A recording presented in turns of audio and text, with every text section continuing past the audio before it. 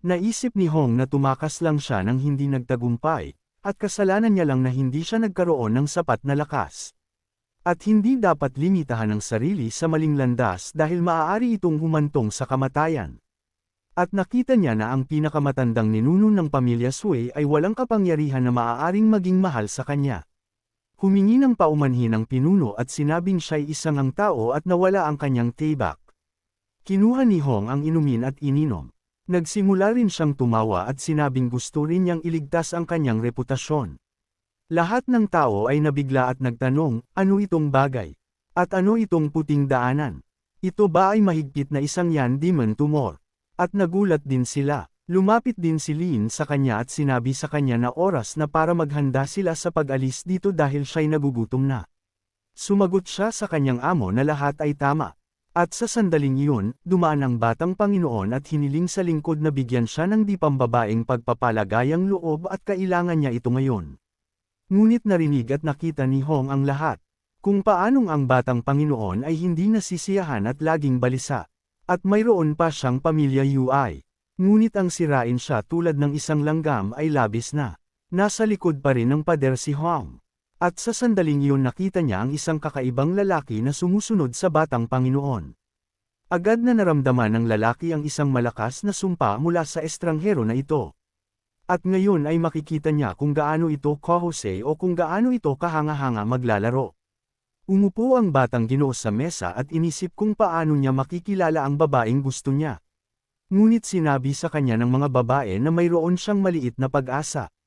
Bigla sa sandaling iyon, inatake siya ng isang mercenaryo na sumusunod sa batang Panginoon sa buong oras. Tinakpan lang ng batang Panginoon ang kanyang sarili ng kanyang mga kamay at sumigaw na gusto niya ng halik. Ngunit bigla, ang tibak ng mercenaryo ay simple lang na nabasag sa maliliit na piraso. Alam ng mercenaryo na inakala niya na ang nakakainis na maliit na batang ito ay may akses sa isang mataas na sikretong espasyo. At ngayon ay pinalampas niya ang isang magandang pagkakataon. Natakot ang batang Panginoon at sinabi sa mercenaryo na siya ay isang malaking aso. Paano siya nangangahas na maging sa pamilya Jewel sa harap ni Mr. Minfan? Agad na dumating ang mga gwardya at pinalibutan ang mercenaryo, sinasabing pinuprotektahan nila ang kanilang batang Panginoon. Nagpasya ang mercenaryo na kailangan niyang kumilos ng mas mabilis at kailangan niya itong gawin bago ang isang malaking bilang ng mga tao. Kung hindi, siya lang ang matitira. At kung kaya niya siyang patayin kahit na hindi na siya maaaring muling ipanganak magpakailanman, ano ngayon? Ngunit wala siyang pagpipilian kundi magsimulang lumaban. Sinabi ng batang Ginoo na ang malapit na bakas ng lahi ng aso ay nagudyok ng galit, na nagnanais na maging nasa parehong antas ng mga kaibigan. Walang awa ang mercenaryo tungkol dito, at agad, tulad ng kidlat, dumaan siya sa mga gwardya at tinapos ang lahat sa kanyang dinadaanan.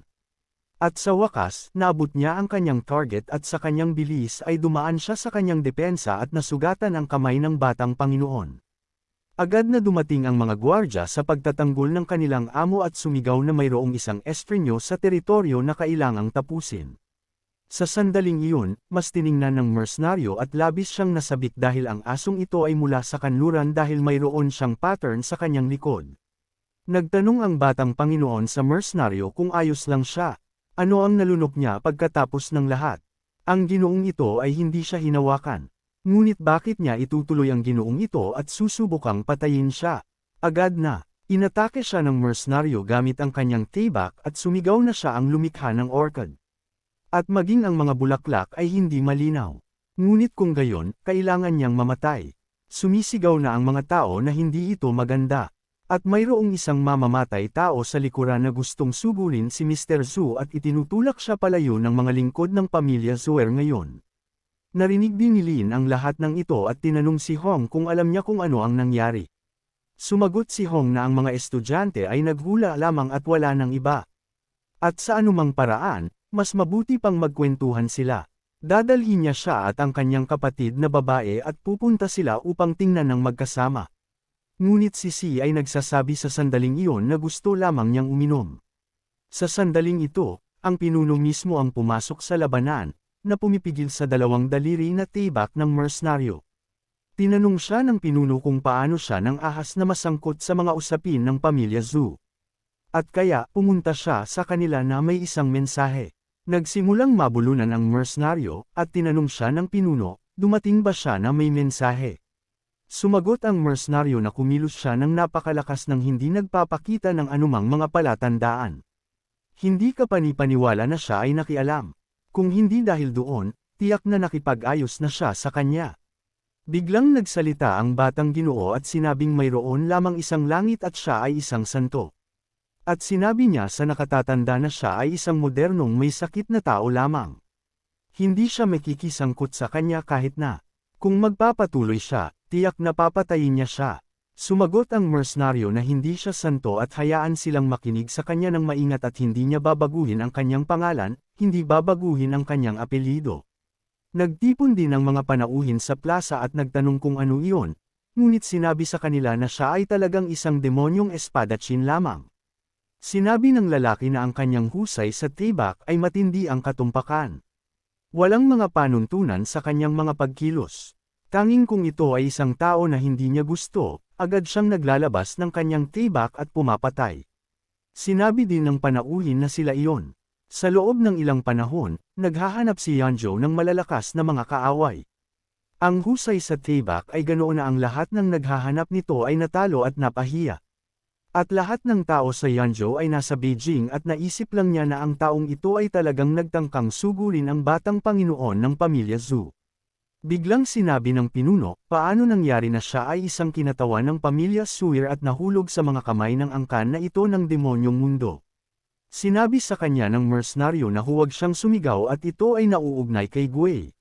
Sinabi ng batang Panginoon na mayroon silang malalim na alitan sa kanya.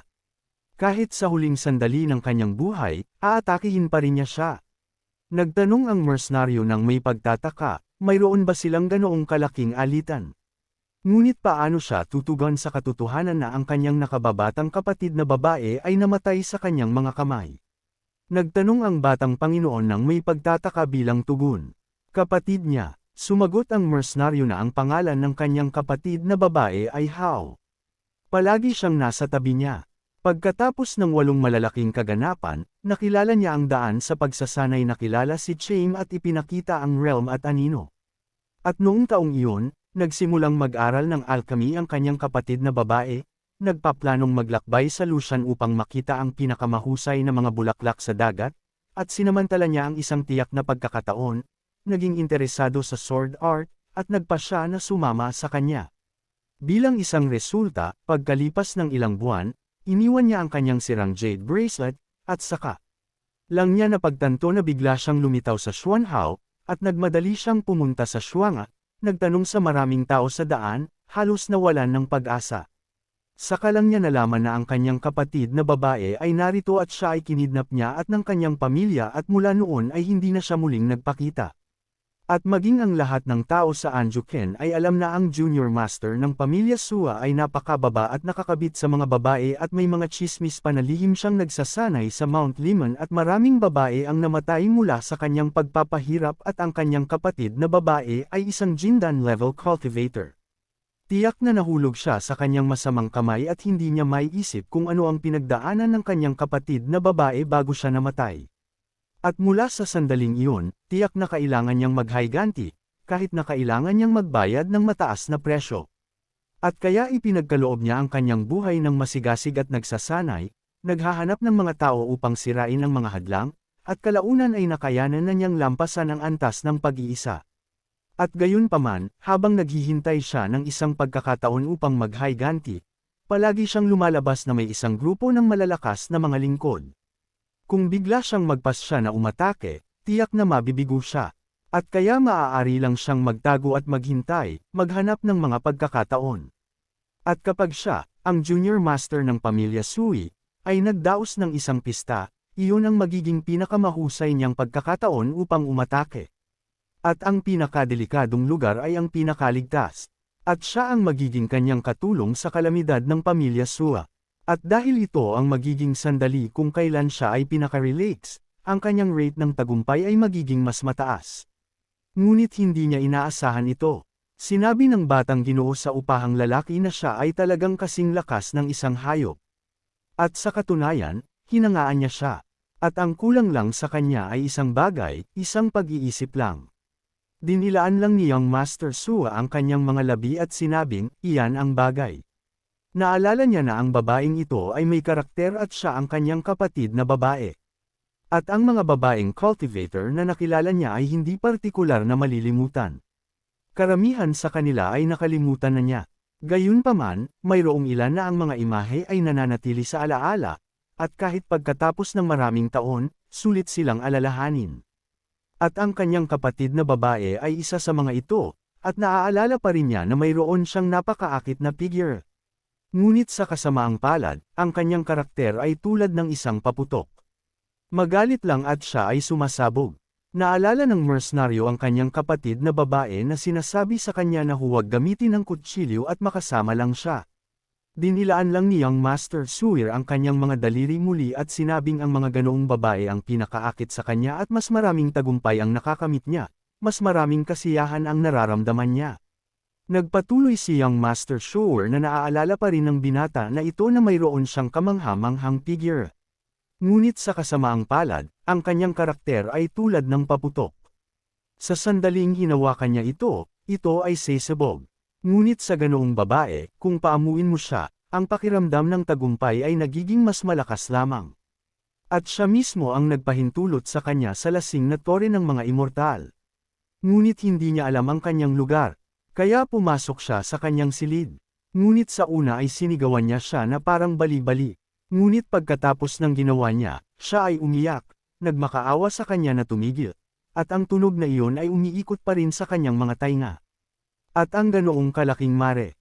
Ngunit sa mga kamay ng batang Panginoon na ito, siya ay maayos na napaamo.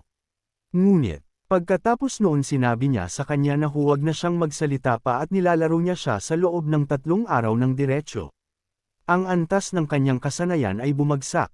Nawalan siya ng malay. At nang magsawa siya ay sinira niya ang kanyang leeg, hinayaan siyang mamatay sa isang maaway na paraan. At ngayon kailangan lang magpasalamat ni Lin sa kanya sa pagtrato niya ng maayos sa kanyang kapatid na babae. Labis na nag-init ang ulo ni Lin pagkatapos ng kanyang mga salita at tinanong kung bakit hindi siya namatay. At bakit humihinga pa rin ang halimaw na ito. Wala sa sarili si Lai at agad na sinalakay ang nakatatanda at sumigaw na papatayin niya siya ngayon din. Ngunit ginamit ng nakatatanda ang kanyang mga teknik at pinabagsak siya mula sa isang distansya. Pagkatapos ng lahat, siya ay isang demonyong cultivator lamang. At ang kanyang kapatid na babae ay ginamit bilang isang cultivation furnace para sa kanilang batang Panginoon. At ito ang kanyang pagtubos. At ang buhay ng kanyang walang kwentang kapatid na babae ay mas mahalaga kaysa sa buhay ng kanilang tagapagmana. At pagkatapos nito, ang lalaki ay nararapat lamang na mamatay sa pagtatangkang patayin siya. Ngunit sinabi sa kanya ng mercenaryo na tumahimik. At paano niya nang ahas na ikumpara siya sa halang na iyon? Siya ay isa lamang demonyong hayop, dumi lamang. Sumagot si Young Master Sua na dapat ipagmalaki ng kanyang kapatid na babae na pinaglingkuran niya ang kanilang batang Panginoon. Siya ay isang aso lamang na tumatangis sa karamihan. At si Sister Lin ay maswerte at nagreklamo lang siya tulad ng isang bata. At hinimas ng kanilang batang Panginoon ang kanyang kamay. At hinimas lang niya ang kanyang kapatid na babae. At sino ang mas masama? Nakahiga si Lin sa lupa sa sandaling iyon at sumigaw pabalik sa kanila na silang lahat ay nababaliw lang. Ngunit hindi man lang siya sumubok na bumangon. Napansin ni Lin sa sandaling ito na ang lalaki na nagsanay na parang bali-bali upang maghayganti para sa kanyang kapatid na babae ay tinawag na demonyong cultivator. At ang tagapagmana ng isang marangal na pamilya ay gumagawa ng pinakakasuklam-suklam na mga bagay ng lihim at sa parehong oras ay naglalakad kasama ang oath ng isang matuwid na sekta. Ngunit para sa kanya, ito ay isang uri lamang ng biro. Bigla, lumabas ang sistema at sinabing ang master ay may pangalawang gawain. At ngayon kailangan niyang protektahan si Lin at tanggapin siya bilang isang disipulo at hikayatin ang ninuno ng pamilya Shower na personal na patayin si Suir Tani. At bilang ganti, ang ninuno ay magiging lubos na nagpapasalamat. At bilang gantimpala, tatanggapin niya ang banal na martial art ng Holy Fight Strike. Sa pagkakita nito, labis na nasiyahan si Lin dahil tatanggap siya ng 10 spiritual crystals. At ngayon, pagkatapos nito, ang kanyang buhay ay nakatitiyak. Ngunit nagpasya si Lin na mikikialam pa rin siya. At tulad ng nakikita niya, ang mga tuntunin ng misyon na ito ay baliw lamang. At ngayon kailangan niyang gawin ang matanda na patayin ang kanyang sariling tagapagmana at pagkatapos ay maging marangal. Ngunit ito ay tila isang uri ng baluktot na pangalawang gawain. Inilabas lang ni Young Master Zuer ang kanyang tibak at sinabi sa lalaki na ito na ang katapusan at sa kanyang susunod na buhay ay dapat niyang subukang maging mas matalino. Agad na inilabas ni Su ang kanyang tibak at itinaas ito sa kanyang ulo upang putulin ang ulo ng lalaki. Ngunit hindi pinahintulutan ni Lin na mangyari ito at inilagay lang ang kanyang kamay sa ilalim ng kanyang suntok. Nagulat si Young Master Sure at tinanong siya kung ano ang ginagawa niya. Nabigla din ang nakatatanda at nagtanong kung ano ito. At sinubukan ba ng sekta ng Xuanting na protektahan ang isang demonyo? Galing ba siya sa demonyong kulto? At hindi ito isang entity. Sila ay nasa teritoryo ng pamilya Zhu. Hindi ba ito isang kahihiyan sa pamilya Zhu? Nagtanong si Elder Zhu sa lalaki, ano ang ibig sabihin nito? Bakit niya pinigilan ang kanilang batang Panginoon na paksain ang demonyong ito? Like, comment, share, and subscribe naman dyan mga ito go. Maraming salamat po.